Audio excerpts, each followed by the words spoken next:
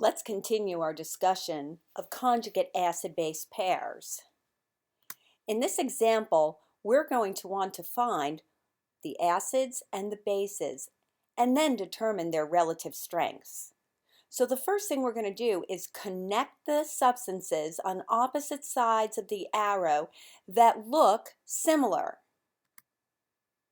HCl looks like Cl negative and OH negative looks like water. Well, what's happening? The OH is gaining a hydrogen to change into water. Now, water is a weak acid, and remember, weak acids have strong conjugate bases.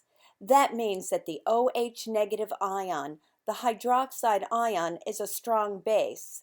Water would never be considered a strong Bronsted acid. Now let's look at the HCl and the Cl negative. Doesn't the HCl lose a hydrogen to change into the chloride ion? That makes hydrogen chloride, HCl, an acid. When I look on table N, HCl is towards the top of table N. It has a large Ka, which means that hydrochloric acid is a strong acid, which means that the chloride ion is a weak base.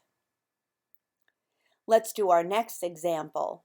Connect the substances on opposite sides of the arrow that look the most similar. So let's consider water plus sulfuric acid becoming the hydrogen sulfate ion and the hydronium ion. Well, what's happening?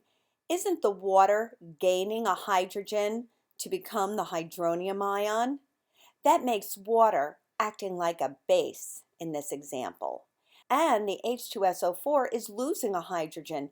That means it's the acid. Water is acting like a weak base, changing into its conjugate strong acid, hydronium ion. Sulfuric acid is a strong acid from table N. It's changing into the weak base, hydrogen sulfate ion.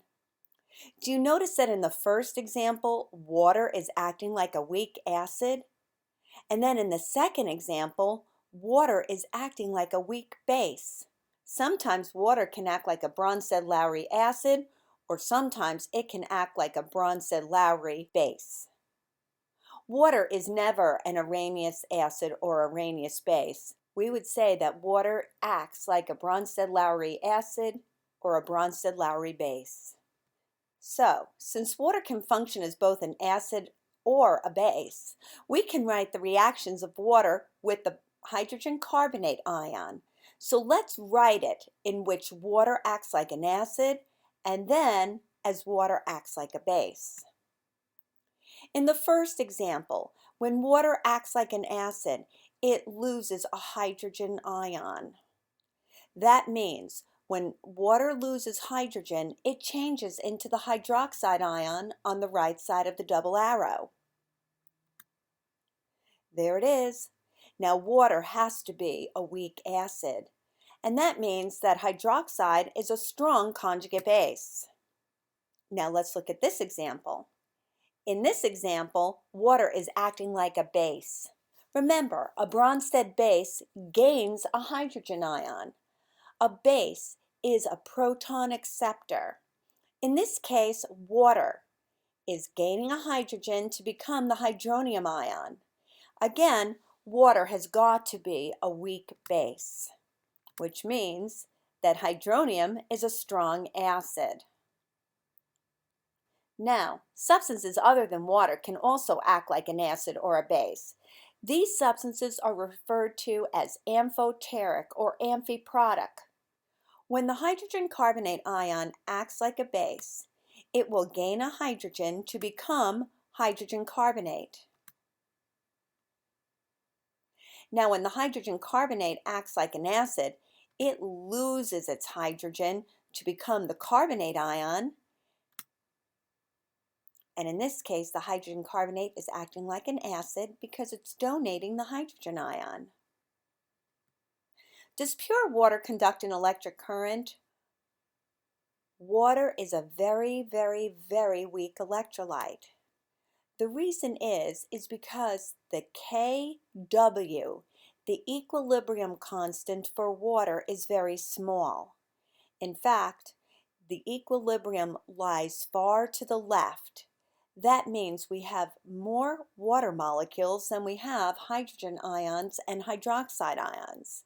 Remember, the presence of ions is necessary for something to be an electrolyte. The Kw of water is 10 to the negative 14. That is much less than 1, which means the equilibrium lies to the left. Now, how are hydrogen and hydroxide ion related? In pure water, the hydrogen ion concentration and the hydroxide ion concentration have to be equal. Well, what would they have to be equal to so that when you multiply those concentrations together, you get 10 to the minus 14? For pure water, the hydrogen ion concentration is equal to 10 to the minus 7 molar, and the hydroxide ion concentration is equal to 10 to the minus 7 molar. This is a neutral solution. At 25 degrees, pure water has a pH of 7.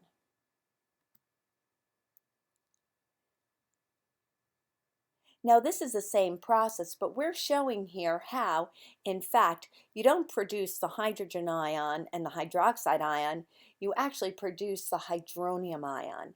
But the same thing is true. The Kw is equal to 1 times 10 to the minus 14, which is the equilibrium constant for water. Remember, the hydrogen ion is equivalent to the hydronium ion.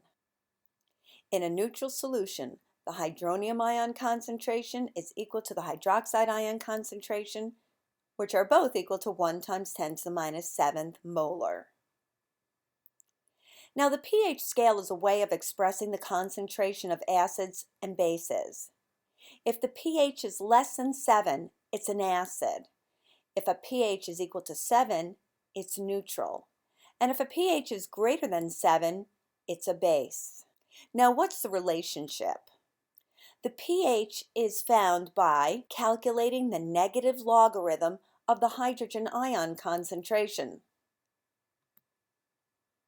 If the hydrogen ion concentration is 1 times 10 to minus 8, that means the pH is 8, the pOH is 6, and the OH negative concentration, the hydroxide ion concentration, is 1 times 10 to the minus 6.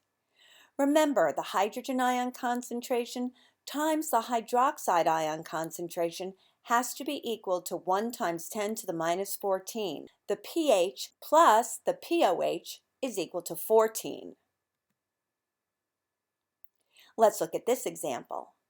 If the hydrogen ion concentration is 1 times 10 to the minus 3 molar, that means the pH is equal to 3 and the pOH is equal to 11, which means that the hydroxide ion concentration is equal to 1 times 10 to the minus 11 molar.